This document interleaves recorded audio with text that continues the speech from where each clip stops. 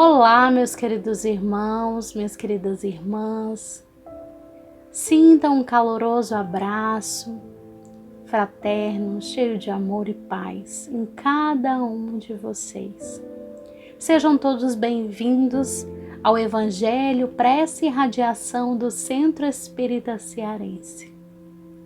É com muita alegria que mais uma vez estamos aqui reunidos para ler, refletir e orar, sempre lembrando dos ensinamentos do nosso Mestre Jesus, através da luz da doutrina espírita. Nesse momento, vamos nos conectar com o nosso Pai Maior, acerenar as nossas mentes, nos desligar um pouco das agitações do dia a dia e criar uma conexão íntima com o nosso Pai Criador.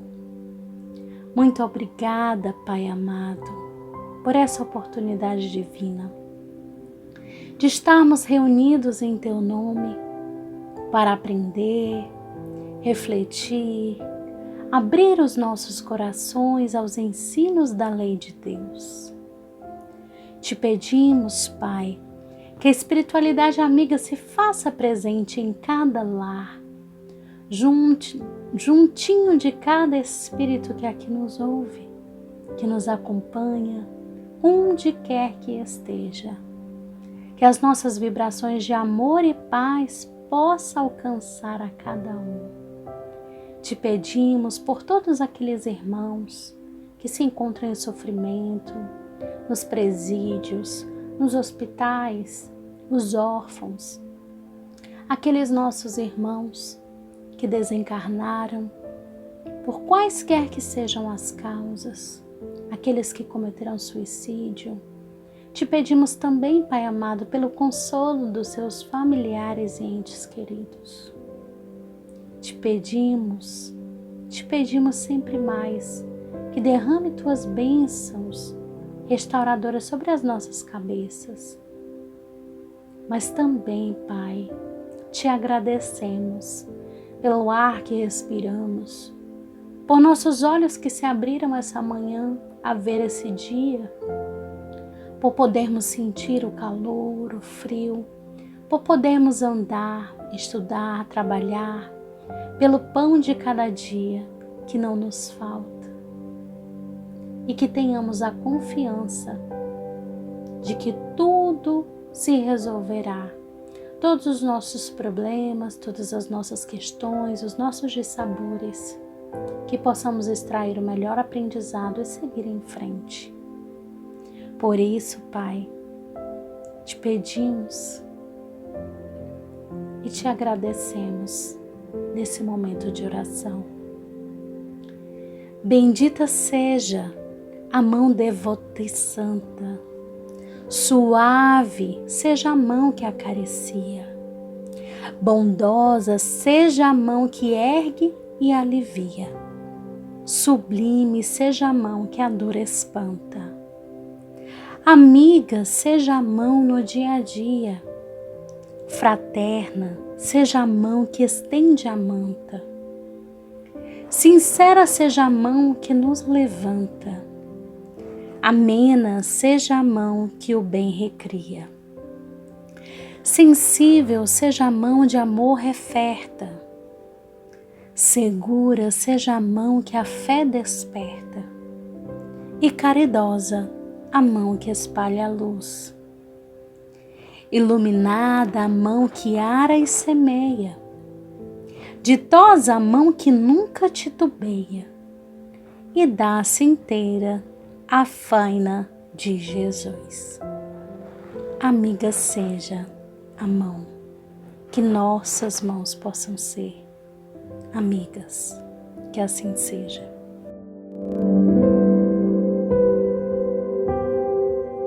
Boa noite, meus irmãos, boa noite, minhas irmãs.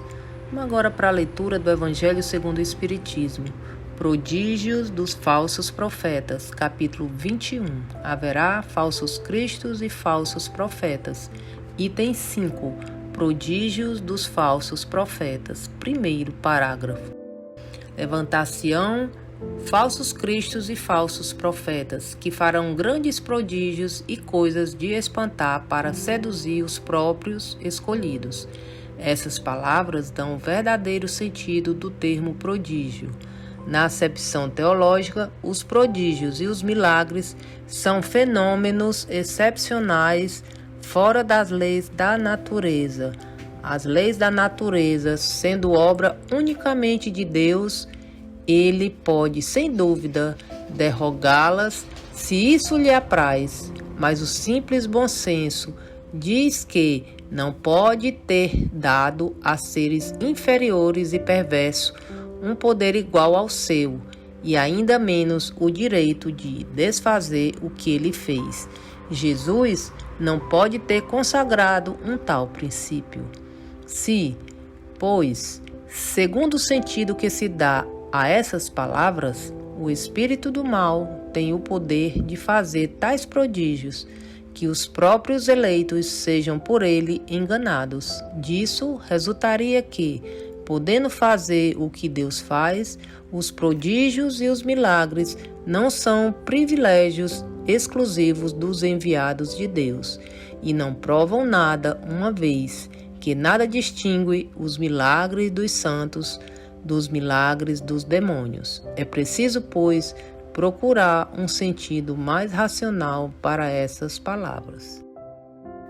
O Evangelho nos diz: levantar-se-ão falsos cristos e falsos profetas, que farão grandes prodígios e coisas de espantar para seduzir os próprios escolhidos. Então, meus queridos, essa mensagem do Evangelho de hoje busca nos trazer uma reflexão a respeito daqueles que são, na atualidade, considerados profetas falsos. Estes são capazes de produzir feitos prodigiosos, milagres, coisas vultuosas e acabar por assim enganando um discípulo que esteja invigilante ou desatento, ou mesmo aquele que não tem conhecimento, seja esse conhecimento voltado para a ciência, para a razão, ou mesmo conhecimento da doutrina espírita.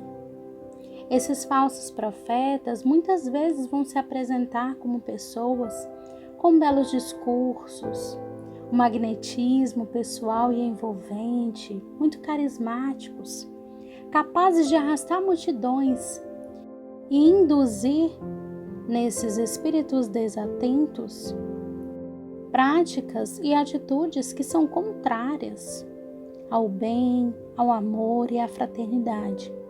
Por isso devemos nos manter vigilantes, para que nós não nos deixemos envolver por esses falsos profetas. Sabemos que com o passar do tempo, cedo ou tarde, todo aquele que não tiver firmado no amor e na caridade, que agir de maneira equivocada, usando o nome do nosso irmão e mestre Jesus, acabará por ser reveladas suas verdadeiras intenções. Então, por isso que Kardec nos alerta que haverão falsos cristos e falsos profetas que agirão provocando prodígios, coisas que nos espantam e que podem até nos seduzir. Então, meus irmãos, o que é um prodígio? Um prodígio é um fenômeno excepcional, milagroso, algo que chame a nossa atenção. E Jesus, mesmo naquela época, já nos alertava que para reconhecermos um profeta verdadeiro, devemos observar os seus atos, as suas atitudes, não apenas as suas palavras. Observar os frutos que ele produz. Então, Allan Kardec vem nos trazer esse alerta, essa recomendação que é útil em qualquer tempo, principalmente nos momentos de transição, como que vivemos agora, em que estamos sofrendo diversas transformações. Toda a humanidade está sendo transformada, mas sempre haverão aqueles que, em nome da ambição, do egoísmo, vão querer arrastar outros irmãos utilizando o nome do Mestre Jesus. Então, meus irmãos, nós devemos sempre estar atentos àqueles que professam em nome do Cristo, em observar seus atos, porque os verdadeiros profetas vão se revelar por suas atitudes, ao passo que os falsos, eles vão se autodenominar enviados de Deus. Um verdadeiro profeta é humilde, é modesto, mas um falso profeta esconde muitas vezes raízes de orgulho, de vaidade, de egoísmo. Por isso, estejamos sempre atentos. Muita paz a todos.